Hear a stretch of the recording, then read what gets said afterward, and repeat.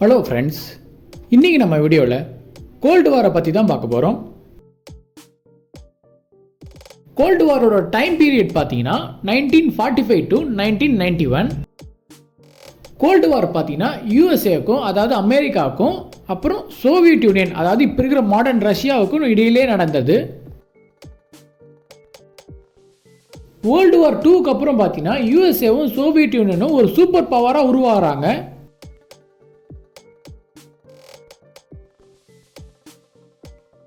USA பார்த்தீங்கன்னா capitalist democracy முறையை follow பண்ணுறாங்க, அதாவது மக்களால் ஓட்டு போட்டு தேர்ந்தெடுக்கிற முறையை ஃபாலோ பண்ணுறாங்க.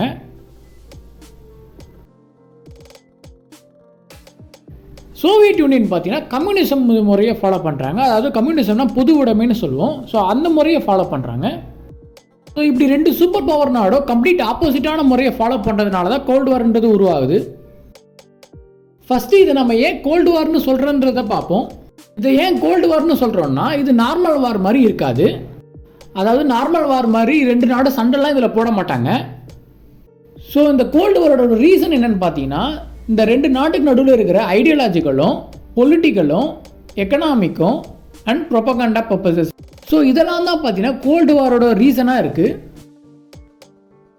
வேர்ல்டு வார் 2க்கு அப்புறம் பார்த்தீங்கன்னா ஜெர்மனியை பார்த்தீங்கன்னா ஈஸ்ட் ஜெர்மனி, வெஸ்ட் ஜெர்மனின்னு ரெண்டு பார்ட்டாக பிரிக்கிறாங்க. ஈஸ்ட் ஜெர்மனி பார்த்தீங்கன்னா கம்யூனிசத்தை ஃபாலோ பண்ணுறதுனால சோவியத் யூனியன் கண்ட்ரோலில் வருது. அண்ட் வெஸ்ட் ஜெர்மனி பார்த்தீங்கன்னா டெமோக்ரஸியை ஃபாலோ பண்ணுறதுனால யூஎஸ்ஏ கண்ட்ரோலில் வருது. நேட்டோன்ற ட்ரீட்டியை பார்த்தீங்கன்னா west Germany, USA and other European country சேர்ந்து ஃபார்ம் பண்ணுறாங்க. வாசா பேக்ட்ன்ற ட்ரீட்டியை east Germany, Soviet Union and other country சேர்ந்து ஃபார்ம் பண்ணுறாங்க. இந்த ரெண்டு ட்ரீட்டி எதுக்குன்னு பார்த்தீங்கன்னா, இப்போ நேட்டோவில் இருக்கிற கண்ட்ரியை யாருன்னா அடித்தா நேட்டோ ட்ரீட்டியில் இருக்கிற எல்லா கண்ட்ரிஸும் சேர்ந்து அந்த கண்ட்ரிக்காக வருவாங்க. அதே மாதிரி வாசா பேக்டில் இருக்கிற கண்ட்ரியை யாருன்னா அடித்தா வாசா பேக்ட் ட்ரீட்டியில் இருக்கிற எல்லா கண்ட்ரியும் சேர்ந்து அந்த கண்ட்ரிக்காக வருவாங்க.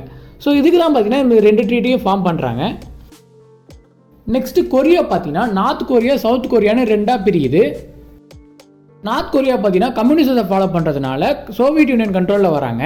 அதே மாதிரி சவுத் கொரியா பார்த்தீங்கன்னா டெமோக்ரஸியை ஃபாலோ பண்ணுறதுனால அமெரிக்கா கண்ட்ரோலில் வராங்க.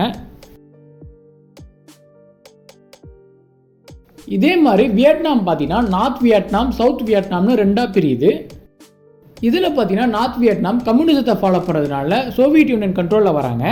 அதே மாதிரி சவுத் வியட்நாம் டெமோக்ரஸியை ஃபாலோ பண்ணுறதுனால யூஎஸ்ஏ கண்ட்ரோலில் வராங்க. நெக்ஸ்ட் இந்த கோல்டு வார்னால நடந்த ஸ்பேஸ் ரேஸை பற்றி பார்ப்போம். சோவியத் யூனியன் பார்த்தீங்கன்னா 1957 ஸ்புட்னிக்ன்ற சேட்டலைட்டை ஃபர்ஸ்ட் டைம் ஸ்பேஸுக்கு அனுப்புகிறாங்க. ஸோ இதை கவுண்டர் அட்டாக் பண்ணதுக்கு யூஎஸ்ஏ பார்த்தீங்கன்னா 1958 எக்ஸ்ப்ளோரர் 1ன்ற சேட்டலைட்டை அவங்களும் ஸ்பேஸுக்கு அனுப்புகிறாங்க.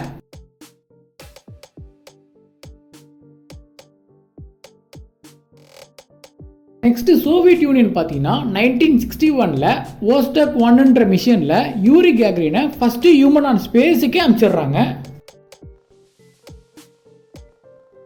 இதை கவுண்டர் அட்டாக் பண்ணதுக்கு யூஎஸ்ஏ பார்த்தீங்கன்னா 1969 அப்போலோ 11 மிஷனில் நீல் ஆம்ஸ்ட்ராங்கை ஃபர்ஸ்ட் ஹியூமன் ஆன் மூணுக்கே அனுப்பிச்சிடுறாங்க. ஸோ இந்த கோல்டு வார்னால பார்த்தீங்கன்னா ஒரு மிகப்பெரிய ஸ்பேஸ் ரெவல்யூஷனே நடந்திருக்கு. 1989 பார்த்தீங்கன்னா ஜெர்மனியில் இருக்கிற பெர்லின் வால் பார்த்தீங்கன்னா மக்களோட புரட்சினால ஃபால் ஆகுது. ஸோ இது பார்த்தீங்கன்னா கோல்டு வார் முடிய ஒரு முக்கியமான ரீசனாக அமையுது. ஃபைனலாக 1991 பார்த்தீங்கன்னா சோவியத் யூனியன் பார்த்தீங்கன்னா கொலாப்ஸ் ஆகுது. இதனால பார்த்தீங்கன்னா கம்யூனிசம் வீழ்ச்சி அடையுது. ஸோ இப்படி தான் பார்த்தீங்கன்னா கோல்டு வார் ஒரு முடிவுக்கு வந்தது. ஸோ ஓகே ஃப்ரெண்ட்ஸ், உங்களுக்கு இந்த வீடியோவில் கோல்டு வாரை பற்றி புரிஞ்சிருக்கும் நம்புகிறேன். உங்களுக்கு இந்த வீடியோ பிடிச்சிருந்தா லைக் பண்ணுங்கள், ஷேர் பண்ணுங்கள், சப்ஸ்கிரைப் பண்ணுங்கள். தேங்க்யூ.